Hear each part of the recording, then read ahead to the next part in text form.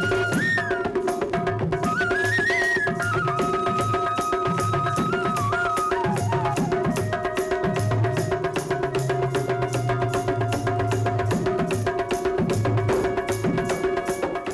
कार्यक्रम के प्रायोजक कृषि एवं किसान कल्याण मंत्रालय एवं कृषि सहकारिता एवं किसान कल्याण विभाग।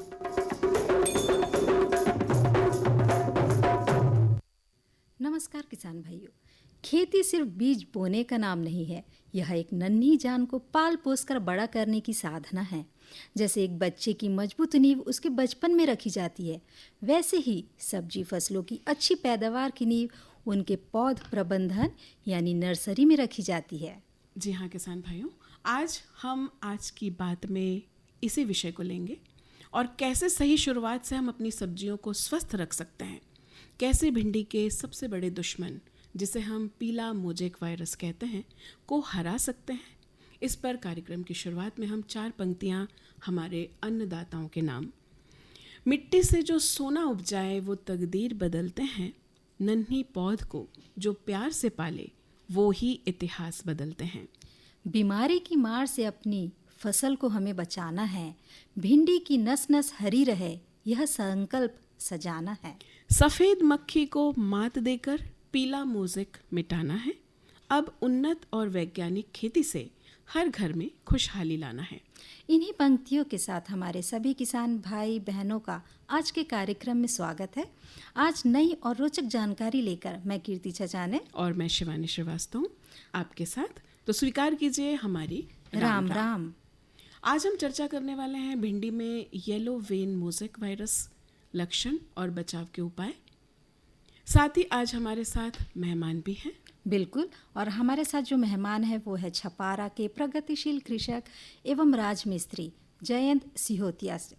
उनकी खेतीबाड़ी के साथ ही अतिरिक्त आय के रूप में राजमिस्त्री के कार्य को लेकर उनसे बातचीत है।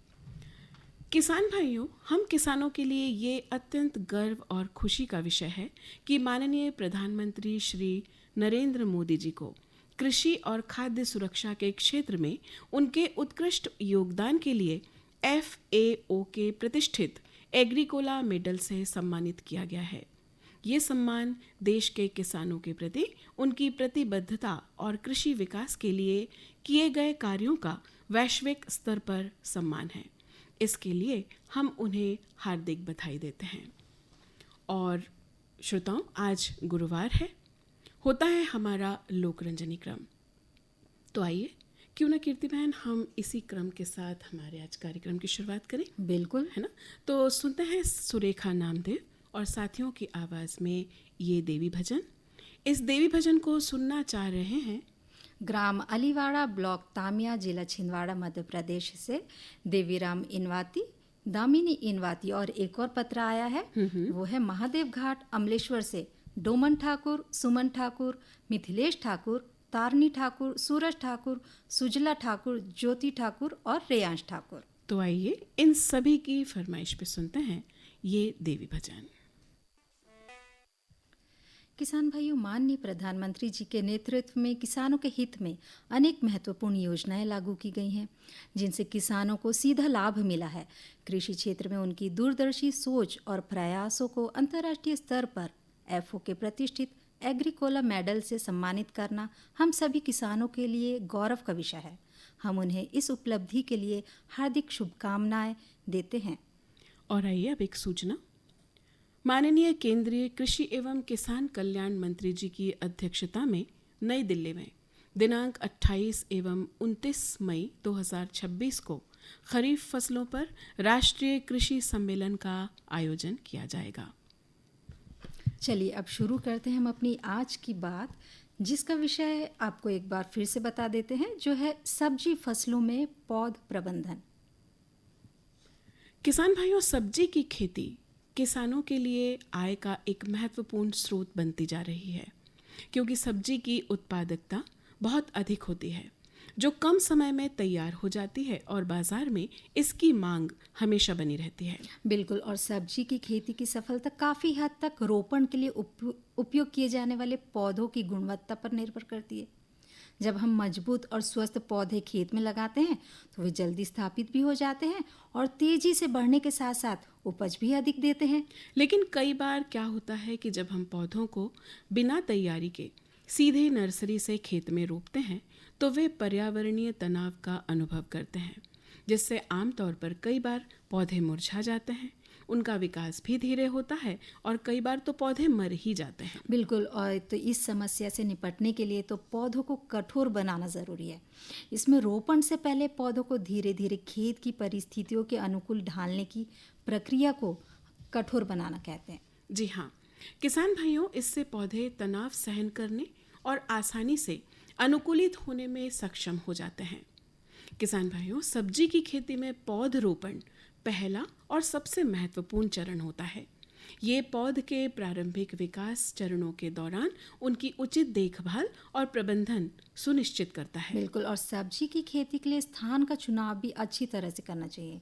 इसके लिए अच्छी जल निकास वाली उपजाऊ भूमि चुनें और जल भराव न होने दें, और सबसे ज़रूरी है सिंचाई की अच्छी व्यवस्था करें। और जिस तरह कीर्तिबहन हम देख रहे हैं कि धीरे धीरे समय के साथ साथ गर्मी बहुत बढ़ रही है ना। बहुत सारे हमारे किसान भाइयों ने अभी सब्जी लगा के रखे हैं, पानी तो है खेतों में लेकिन ऊपर की पत्तियां सूखते जा रही क्योंकि धूप बहुत ज़्यादा तेज है।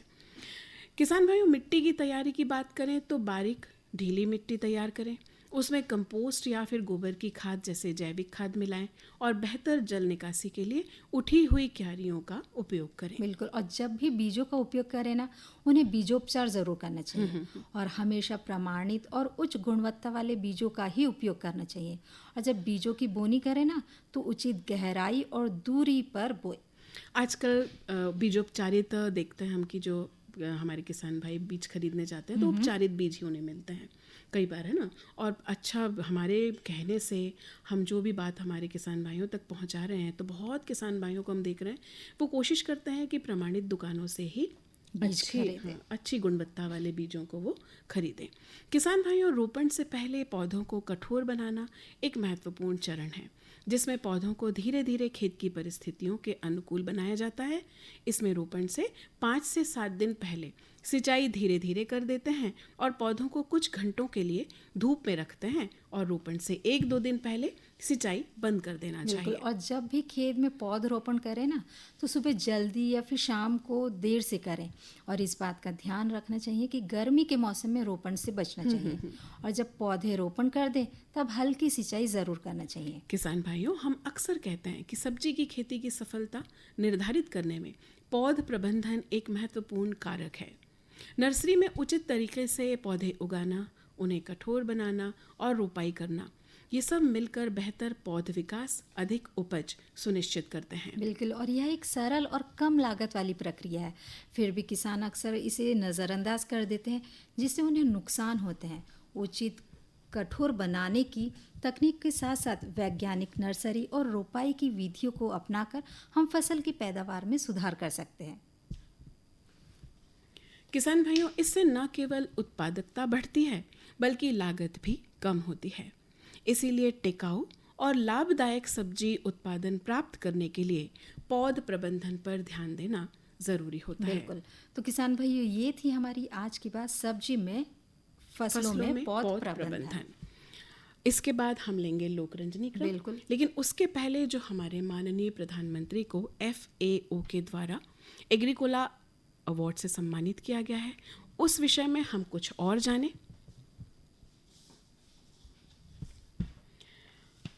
किसान भाइयों, आज पूरे किसान समुदाय के लिए गर्व का क्षण है। प्रधानमंत्री जी को मिला FAO के प्रतिष्ठित एग्रीकोला मेडल का सम्मान केवल उनका नहीं बल्कि देश के करोड़ों किसानों के परिश्रम और कृषि क्षेत्र की उपलब्धियों का भी सम्मान है। हम सभी किसान भाई इस सम्मान पर अपनी प्रसन्नता व्यक्त करते हैं और उन्हें बधाई देते हैं। बिल्कुल शिवानी दीदी, अब चलिए फिर से जुड़ जाते हैं अपन लोकरंजनी क्रम से। और ये पहला हमारे पास एक पत्र आया है और लिखने वाले हैं Hariram Sahu, Yamini Sahu, master Prince, UV Sahu, master Vedansh, Vaishnavi Sahu, Salim Ansari, Archana Yuvnati, Newton police चौकी के पास भवानी साहू, पप्पू साहू। और एक और पत्र आया है हमारे पास से ताजनगर छिंदवाड़ा से। गफ्फार बाबू, रुखसाना बेगम, आयरा इनाया, राहुल पाल, फूल सिंह मक्कड़, हरेश विश्वकर्मा, और इन्होंने सुनना चाहा है समूह स्वर में हम सुनवा रहे हैं इनको ये देवी गीत। किसान भाइयों, प्रधानमंत्री जी ने हमेशा किसानों की आय बढ़ाने, कृषि को आधुनिक बनाने तथा खाद्य सुरक्षा को मजबूत करने की दिशा में कार्य किया है। FAO द्वारा दिया गया यह एग्रीकोला मेडल उनके नेतृत्व और कृषि क्षेत्र के प्रति समर्पण का प्रमाण है। इसके लिए हम अपनी ओर से हार्दिक बधाई और शुभकामनाएं देते हैं।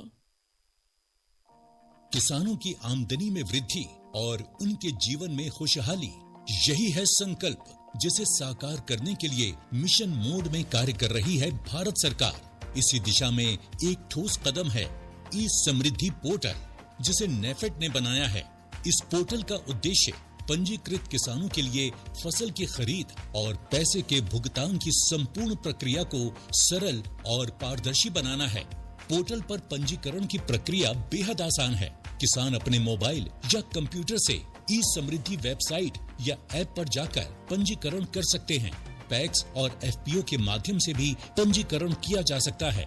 ई समृद्धि पोर्टल पर फार्मर रजिस्ट्रेशन पर क्लिक करें और अपने विवरण और आधार नंबर के साथ पोर्टल पर रजिस्टर करें। ये QR कोड स्कैन करके भी किसान अपना पंजीकरण कर सकते हैं। रजिस्ट्रेशन के उपरांत किसान अपनी उपज को MSP पर नेफेड के माध्यम से बेच सकते हैं और यदि बाजार मूल्य अधिक है तो बाजार में भी बेच सकते हैं। यानी तूर, मसूर और उड़द की MSP पर खरीदी की 100% गारंटी देता है नेफेड। नेफेड द्वारा पैसे का भुगतान नेफेड अकाउंट से सीधा किसान के खाते में किया जाता है। इस प्रक्रिया में नेफेड और किसान के बीच कोई अन्य मध्य एजेंसी नहीं होती है। किसान इस पोर्टल के माध्यम से सरकार द्वारा किसानों के लिए चलाई जा रही कई योजनाओं का लाभ ले सकते हैं। नेफेड से पंजीकृत किसानों को मिलता है फसल के सही दाम पर बिक्री का भरोसा। अगर आप किसान हैं तो आप भी ई समृद्धि पोर्टल का लाभ ले सकते हैं। पंजीकरण कराओ, फसल का उचित मूल्य पाओ। कृपया दिए गए QR कोड को स्कैन करके पंजीकरण कराएं। किसान भाइयों, अब समय हो चला है हमारे मेहमान से मिलने का। तो मेहमान क्रम में आज हमारे साथ है छपारा के प्रगतिशील कृषक एवं राजमिस्त्री जयंत सिहोतिया से उनकी खेती बाड़ी के साथ ही अतिरिक्त आय के रूप में राजमिस्त्री के कार्य को लेकर उनसे बातचीत। तो चलिए सुनते हैं ये बातचीत।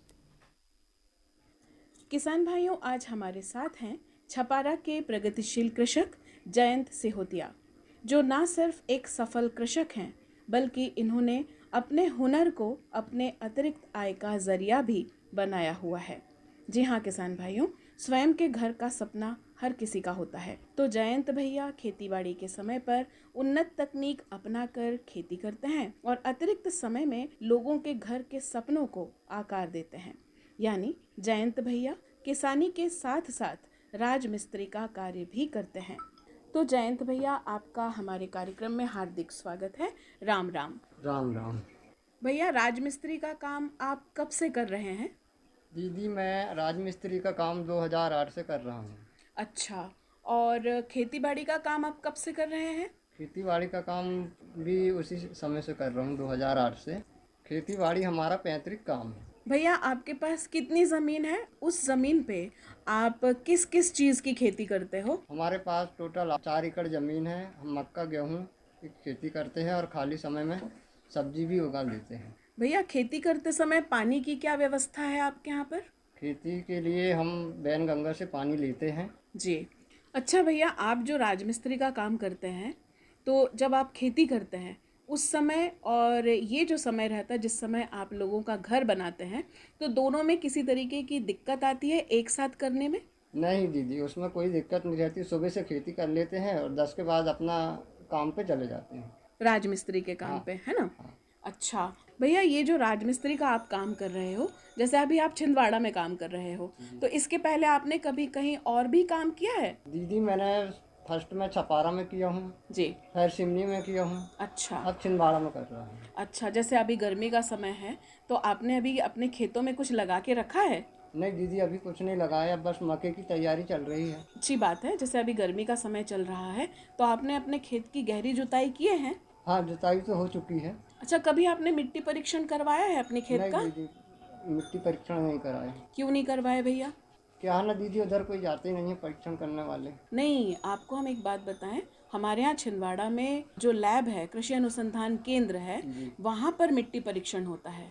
तो हम अपने खेत से जो मिट्टी रहती है उसका सैंपल लेके आते हैं और उस सैंपल को फिर हम यहाँ पे अनुसंधान केंद्र में जमा करते हैं और फिर वो हमको मिट्टी परीक्षण करके हमको बताते हैं कि हमारी मिट्टी में किस चीज़ की कमी है या किस चीज़ की अधिकता है, जो मिट्टी में मिलाने पर वो हमारे खेत में वो पूर्णता देते हैं। तो यदि जैसे आपने अभी तक करवाया नहीं है तो अभी गर्मी का समय चल रहा है, धूप काफ़ी तेज है, तो आप अभी मिट्टी परीक्षण करवा सकते हैं। हाँ, करवा सकते हैं, लाभ बोलवा सकते हैं, है ना?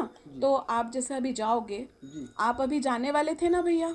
1-2 दिन में जाऊँगा। तो भैया आप जब घर जाओगे ना तो आप अपने खेत की मिट्टी का सैंपल लाके यहाँ कृषि अनुसंधान केंद्र में जमा करवा देना, ठीक है? जी दीदी। भैया, खाद के तौर पर आप क्या इस्तेमाल करते हैं? जैविक खाद का इस्तेमाल करते हैं? जी दीदी, गोबर खाद डालते हैं, डीएपी डालते हैं, यूरिया डालते हैं। भैया, राजमिस्त्री का काम आप करते हैं तो आपके साथ में निश्चित तौर पर दूसरे लोग भी काम करते होंगे, है ना? जी दीदी, 4-5 लोग साथ में काम करते हैं। कभी कभी बड़ा काम रहता है तो 10 से 15 लोग भी रहते हैं। अभी आपने अपने खेत में क्या लगाया था? अभी गेहूं लगाए थे दीदी। कितना गेहूं हुआ आपके खेत से अभी? अभी मेरे खेत से वही 80-90 क्विंटल गेहूं हुआ है। जी। अच्छा, तो ये तो अच्छी बात है। तो आपने उसको बेच दिया गेहूं को? सोसाइटी के माध्यम से 15 दिन पहले गेहूं बिक चुका है। और अभी खाली समय पे आप राजमिस्त्री का काम कर रहे हैं, जी। है ना? भैया, मैंने देखा है आपका काम तो बहुत अच्छा है ना? हाँ दीदी, काम तो मेरा अच्छा है, क्या काम देख के ही लोग मुझे बुलाते हैं और मेरा काम अभी बहुत अच्छा चल रहा है। निश्चित तौर पर आपका काम अच्छा होगा तो कोई दूसरा भी देखेगा उस काम को, तभी तो आपका काम बढ़ेगा, है हाँ ना? दीदी, हाँ। और आप जहाँ पे रहते हैं भैया, वहाँ पे भी करते हैं आप ये काम? जी। वहाँ पे भी घर बना रहे हैं लोगों हाँ, के अभी? हाँ। अच्छा, मक्के की क्या तैयारी हो गई है आपकी? अभी खेती में जुताई हो गई है, अभी घार घचाना है और मक्का लगाना है। अच्छा, और बीज खरीद लिया है आपने? नहीं दीदी, अभी नहीं खरीदे, अब खरीदेंगे। अच्छा, आप बीज लेते हैं भैया तो बीजोपचार करते हैं उसका? नहीं, उपचार तो करने की जरूरत ही नहीं पड़ती, वो सब केमिकल वाला बीज आता है। अच्छा, उसको लगा देते हैं, वो उग जाता है। मतलब उपचारित बीज ही आप खरीदते हैं ना? हाँ दीदी। और आप अच्छे मानक दुकानों से खरीदते हैं बीज, हाँ दीदी। है ना? किसी तरीके का कोई नुकसान होता है? नहीं नहीं, अभी तो कोई नुकसान नहीं हुआ है। अच्छा, आप पशुपालन करते हैं? हाँ, घर पे 1-2 गाय हैं। अच्छा, तो जैसे कि हमने गोबर खाद की अभी बात कही है, तो गोबर खाद आपको वहाँ मिल जाता है ज़रूरत के हिसाब से? ज़रूरत के हिसाब से थोड़ी तो मिल ही जाती है। हाँ, क्योंकि जैसे जिस तरह हम बात करते हैं कि भाई जैविक खाद को हमको बढ़ावा देना है, तो जिस तरह आप अपने खेतों में गोबर खाद का इस्तेमाल करते हैं तो आप दूसरों को भी बताया करिए कि भाई हमको जैविक खाद की तरफ बढ़ना है ना? ताकि हमारी जो धरती है और हवा पानी है उसको उर्वरकों से या फिर रासायनिक खाद से बहुत ज़्यादा नुकसान ना हो, है ना? ऐसा आप बताते हैं? हाँ, बता देते हैं आजू बाजू में। भैया, आपका कार्य जो है और आपकी जो खेती बाड़ी है ये हमेशा सफल रहे और आप और अधिक उन्नति करें। हम ईश्वर से यही दुआ करेंगे कि आपका जो राजमिस्त्री का कार्य है वो भी बहुत अच्छे ऊंचाइयों को छुए और आपकी खेतीबाड़ी भी आपको अत्यधिक लाभ दे, पर्याप्त लाभ दे। इन्हीं कामनाओं के साथ में आपने जो हमको आज बातचीत में बहुत सारी चीज़ें बताई उसके लिए बहुत बहुत धन्यवाद। राम राम। राम राम। किसान भाइयों, मेहमान क्रम में अभी आप सुन रहे थे छपारा के प्रगतिशील कृषक एवं राजमिस्त्री जयंत सिहोतिया से उनकी खेती बाड़ी के साथ ही अतिरिक्त आय के रूप में राजमिस्त्री के कार्य को लेकर उनसे बातचीत। श्रोताओं, माननीय प्रधानमंत्री जी को दिया गया FAO का प्रतिष्ठित एग्रीकोला मेडल का सम्मान भारत के कृषि क्षेत्र की बढ़ती प्रतिष्ठा को दर्शाता है। हमें खुशी है कि देश के किसानों और कृषि विकास के लिए किए गए प्रयासों को वैश्विक स्तर पर मान्यता मिली है। हम प्रधानमंत्री जी को इस महत्वपूर्ण उपलब्धि पर बहुत बहुत बधाई देते हैं। बिल्कुल शिवानी दीदी, और चलिए अब आगे बढ़ते हैं और जुड़ते हैं लोकरंजनी क्रम से। तो ये पत्र हमारे पास आया है जामई रोड चांदामेटा से। लिखने वाले हैं सादिया खान, जारा खान, आलिया खान, अलीशा खान, ज्योति यदुवंशी, चांदनी डोलेकर, नेहा गंगवाल। और एक और पत्र आया है हमारे पास, और ये है ग्राम ढाला, वार्ड नंबर 1, पोस्ट दीघावानी, तहसील परासिया, जिला छिंदवाड़ा से। और लिखने वाले हैं सहदेव, सरिता भोंडे, कुमारी श्रद्धा, अभय, बासु भोंडे, बलराम, सरिता, दिशा, अभिजीत, सोनू, दद्दू भोंडे, ओम प्रकाश और किरण डहरिया। इन सभी की फरमाइश पर आइए सुनते हैं ये लोक भजन। और आइए इस लोक भजन के बाद हम जुड़ते हैं हमारी आज की चर्चा के साथ, भिंडी में येलो वेन मोज़ेक वायरस, लक्षण और बचाव के उपाय। बिल्कुल, ये एक बहुत ही खतरनाक और आम रोग है। इसे बोलचाल में हम कई बार महिया या फिर मैया वायरस भी कहते हैं, और इस वायरस की वजह से फसल को कई बार नुकसान पहुंचता है। किसान भाइयों, इस बीमारी के लक्षण बहुत ही स्पष्ट होते हैं। यदि हम ध्यान से पौधों को देखेंगे तो हमें 4 मुख्य बदलाव नजर आते हैं। उसमें सबसे पहला और मुख्य लक्षण है पत्तियों की नसों का पीला पड़ना, जिसमें पत्ते का बाकी हिस्सा हरा रहता है लेकिन उसकी नसें एकदम चटक पीली या फिर सफ़ेद जैसी दिखने लगती है, और फिर धीरे धीरे पूरा पत्ता ही पीला पड़ जाता है। और दूसरा बदलाव हम ये देखते हैं कि जैसे जैसे वायरस बढ़ता है, नई निकलने वाली पत्तियां आकार में छोटी रह जाती है और वो कब की तरह ऊपर की ओर मुड़ने या फिर सिकुड़ने भी लगती है। किसान भाइयों, यदि ये बीमारी पौधे के शुरुआती दिनों में आ जाए तो पौधे की लंबाई बढ़ना ही बंद हो जाती है, पौधा झाड़ी जैसा और बौना दिखने लगता है। बिल्कुल, और अब बात करते हैं उस नुकसान की जो सीधे हमारी जेब पर असर डालता है। जी हाँ, ये वायरस हमारी भिंडी पर भी असर डालता है। बिल्कुल, जब संक्रमित पौधों में जो भिंडियां लगती हैं वे भी हरी नहीं रहती हैं, वे पीली, सख्त, टेढ़ी मेढ़ी और आकार में छोटी हो जाती हैं। ऐसी भिंडी को बाजार में कोई खरीदार नहीं मिलता है। बिल्कुल, और अभी तक हमारे किसान भाइयों ने जाना कि इस वायरस की पहचान कैसे करें। अब हम इस वायरस से अपनी फसल को कैसे बचाएं और इसका नियंत्रण कैसे करें, यह भी जान लेते हैं। क्योंकि इस वायरस का कोई सीधा इलाज नहीं है किसान भाइयों, इसलिए बचाव ही सबसे बड़ा उपाय है। इसके लिए सबसे पहले हमें सही बीज का चुनाव करना चाहिए। जब भी हम भिंडी की बुआई करें, हमेशा ऐसी किस्मों का चुनाव करें जो इस वायरस के प्रति प्रतिरोधी हो, जैसे अर्क, अनामिका, परभनी क्रांति, पूसा A4।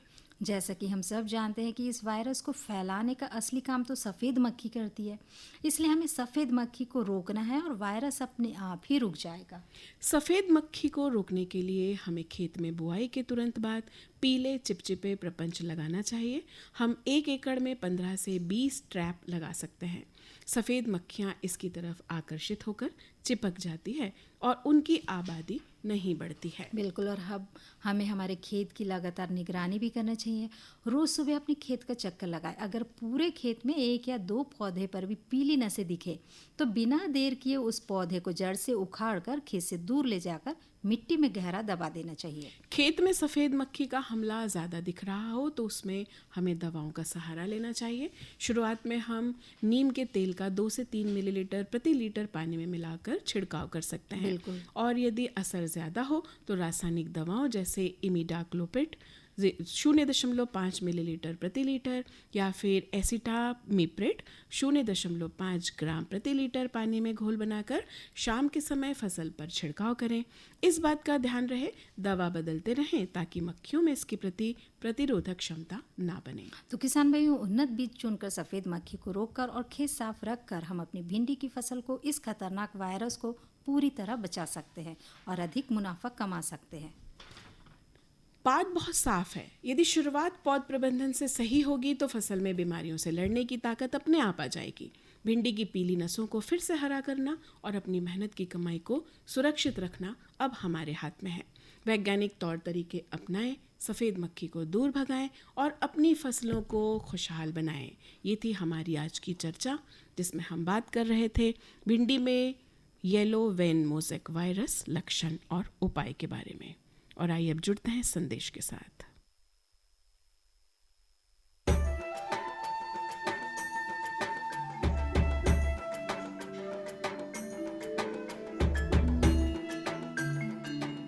ये जो हरे भरे पेड़ और उन पर लगे गुच्छेदार फल दिखाई दे रहे हैं, ये वास्तव में हमारे किसान भाइयों के आर्थिक और सामाजिक जीवन में सुख समृद्धि के रंग भरने की क्षमता रखते हैं। ऑयल पाम की खेती से किसान सामान्य फसलों की तुलना में कम लागत एवं मेहनत से अधिक आय प्राप्त कर सकते हैं। इसके माध्यम से किसान खाद्य तेलों का उत्पादन बढ़ाकर देश के विकास में अपनी भागीदारी सुनिश्चित कर सकते हैं। लेकिन ये सब कैसे संभव है, आज इसी के बारे में बताएंगे अपने किसानों को। ऑयल पाम एक बहुमुखी तेल है जिसके कई अलग अलग गुण और कार्य हैं जो इसे बेहद उपयोगी और व्यापक रूप से इस्तेमाल किया जाने वाला बनाते हैं। ऑयल पाम के फल से सबसे अधिक तेल प्राप्त होता है। प्रति हेक्टेयर 20 से 25 टन फलों की उपज देने वाले इसके पेड़ परिपक्व होने के बाद लगभग 30 साल तक फल देते रहते हैं। यही नहीं, इन पेड़ों के बीच अंतर्वर्ती फसलें उगाकर किसान दोहरी आय भी प्राप्त कर सकते हैं। इसके अतिरिक्त सरकार की ओर से भी इसकी खेती के लिए काफी सहायता उपलब्ध करवाई जाती है। भारत सरकार की ओर से 2021-22 में खाद्य तेलों पर राष्ट्रीय खाद्य तेल मिशन, तेल palm national mission on edible oils, oil palm NMEO-OP की शुरुआत की गई। इसके अंतर्गत किसानों को ऑयल पाम की पौध सामग्री, अंतर्वर्ती खेती एवं रखरखाव, ड्रिप सिंचाई, डीजल, बिजली, सोलर पंप सेट, बोरवेल, फल कटाई उपकरणों एवं पुराने पौधों की पुनः रोपाई के लिए सब्सिडी प्रदान की जाती है। इस मिशन के अंतर्गत किसानों को 1 से 5 लाख तक की राशि प्रति हेक्टेयर की वित्तीय सहायता उपलब्ध कराई जाती है। सरकार द्वारा ऑयल पाम की पौध सामग्री के लिए 20 से 29 हज़ार रुपये प्रति हेक्टेयर की सहायता मिलती है।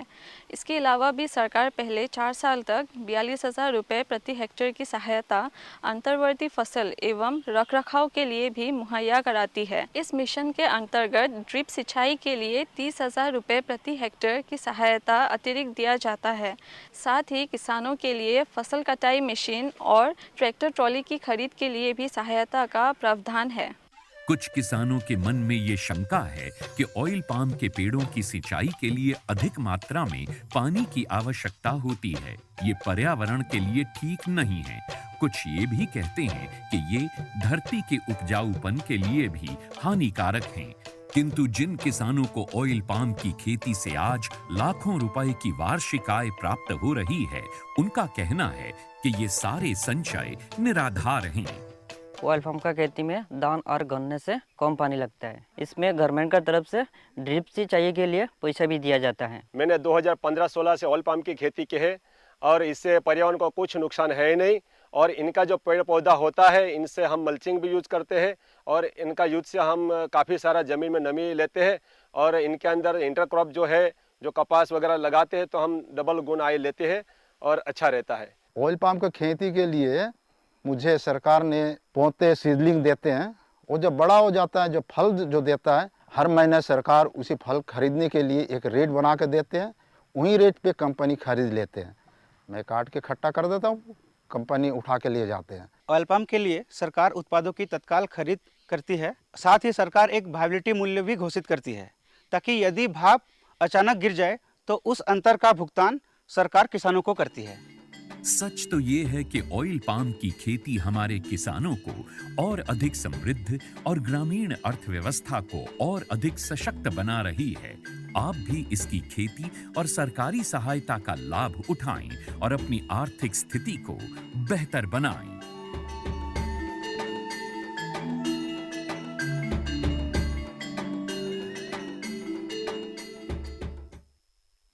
इन्हीं क्रमों के साथ आज के लिए विदा। मैं शिवानी श्रीवास्तव, मैं कीर्ति छचाने, आप सभी से कहते हैं राम राम, जय जवान जय किसान।